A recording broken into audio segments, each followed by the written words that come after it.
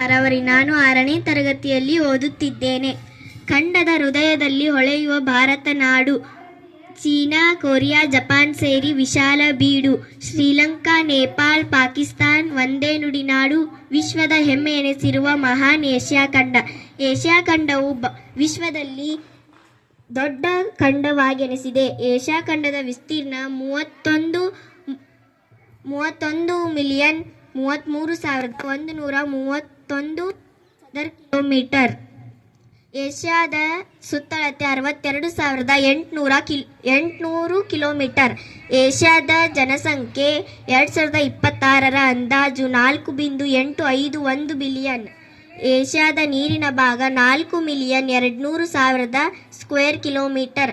ಭೂಮಿಯ ಹಂಚಿಕೆ 20.8%. ಏಷ್ಯಾ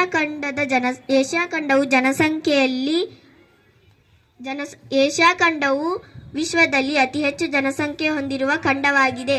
ಏಷ್ಯಾದ ಉತ್ತರದಲ್ಲಿ ಆರ್ಕ್ಟಿಕ್ ಮಹಾಸಾಗರ ಮತ್ತು ದಕ್ಷಿಣದಲ್ಲಿ ಇಂಡಿಯನ್ ಮಹಾಸಾಗರ, ಪೂರ್ವದಲ್ಲಿ ಪೆಸಿಫಿಕ್ ಮಹಾಸಾಗರ, ಪಶ್ಚಿಮದಲ್ಲಿ ಆಫ್ರಿಕಾ ಮತ್ತು ಯುರೋಪ್ ಖಂಡಗಳಿವೆ. ಏಷ್ಯಾ ಖಂಡದ ಪ್ರಮುಖ ನದಿಗಳೆಂದರೆ ಗಂಗಾ, ಬ್ರಹ್ಮಪುತ್ರ, ಯಾಂಗ್ಸೆ.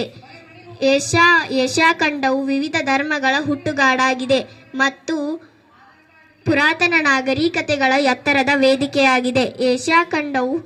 ಏಷ್ಯಾ ಖಂಡದ ಪರ್ವತ ಶ್ರೇಣಿಗಳು ವಿಶ್ವದಲ್ಲಿ ಉನ್ನತ ಸ್ಥಾನವನ್ನು ಪಡೆದಿವೆ. ಮೌಂಟ್ ಎವರೆಸ್ಟ್ನಂತಹ ಅನೇಕ ಶಿಖರಗಳು ಏಷ್ಯಾ ಒಳಗೊಂಡಿದೆ.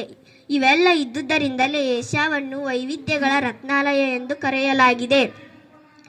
ಏಷ್ಯಾದ ಪ್ರಮುಖಾಂಶಗಳು: ದೊಡ್ಡ ದೇಶ ರಷ್ಯಾ, ಚಿಕ್ಕ ದೇಶ ಮಾಲ್ಡೀವ್ಸ್, ಅತಿ ಹೆಚ್ಚು ಜನಸಂಖ್ಯೆ ಹೊಂದಿರುವ ದೇಶ ಚೀನಾ, ಕಡಿಮೆ ಜನಸಂಖ್ಯೆ ಹೊಂದಿರುವ ದೇಶ ಮಾಲ್ಡೀವ್ಸ್, ಹೆಚ್ಚು ಧರ್ಮಗಳು ನೆಲೆಗೊಂಡಿರುವ ದೇಶ ಭಾರತ, ಕಡಿಮೆ ಧರ್ಮಗಳು ನೆಲೆಗೊಂಡಿರುವ ದೇಶ ಸೌದಿ ಅರೇಬಿಯಾ, ಹೆಚ್ಚು ಪ್ರಾಕೃತಿಕ ವೈವಿಧ್ಯ ಹೊಂದಿರುವ ದೇಶ ಭಾರತ, ಕಡಿಮೆ ಪ್ರಾಕೃತಿಕ ವೈವಿಧ್ಯ ಹೊಂದಿರುವ ದೇಶ ಕತಾರ್, ಹೆಚ್ಚು ಮಾರುಕಟ್ಟೆ ಸಾಮಗ್ರಿಗಳನ್ನು ಉತ್ಪಾದನೆ ಮಾಡುವ ದೇಶ ಚೀನಾ, ಕಡಿಮೆ ಮಾರುಕಟ್ಟೆ ಸಾಮಗ್ರಿಗಳನ್ನು ಉತ್ಪಾದನೆ ಮಾಡುವ ದೇಶ ಭೂತಾನ್, ಹೆಚ್ಚು ಹಳ್ಳಿಗಳನ್ನು ಹೊಂದಿರುವ ದೇಶ ಭಾರತ, ಕಡಿಮೆ ಹಳ್ಳಿಗಳನ್ನು ಹೊಂದಿರುವ ದೇಶ ಮಾಲ್ಡೀವ್ಸ್, ಕೃಷಿ ಆಧಾರಿತ ದೇಶ ಭಾರತ, ತಂತ್ರಜ್ಞಾನ ಆಧಾರಿತ ದೇಶ ಜಪಾನ್.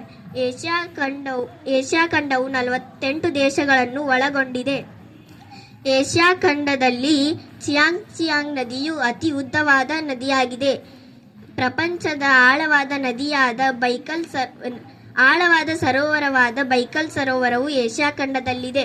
ಪ್ರಪಂಚದ ಮೇಲ್ಛಾವಣಿ ಎಂದು ಕರೆಯಲ್ಪಡುವ ಟಿಬೆಟ್ ಪ್ರಸ್ಥಭೂಮಿಯು ಏಷ್ಯಾ ಖಂಡದಲ್ಲಿದೆ. ನಮ್ಮ ಹೆಮ್ಮೆಯ ಭಾರತ ದೇಶವು ಏಷ್ಯಾ ಖಂಡದ ದಕ್ಷಿಣದಲ್ಲಿದೆ. ಪರ್ವತ, ಅರಣ್ಯ, ನದಿ, ಸಮುದ್ರಗಳ ತಾಣ, ಭಾಷೆ, ಸಂಸ್ಕೃತಿ,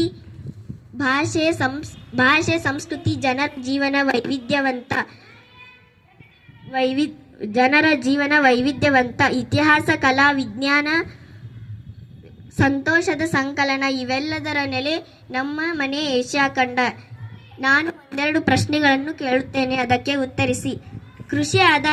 ಏಷ್ಯಾ ಖಂಡದಲ್ಲಿ ಕೃಷಿ ಆಧಾರಿತ ದೇಶ ಯಾವುದು? ಸರಿಯಾದ ಉತ್ತರ.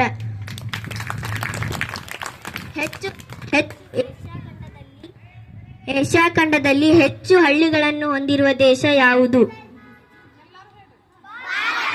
ಸರಿಯಾದ ಉತ್ತರ. ಧನ್ಯವಾದಗಳು.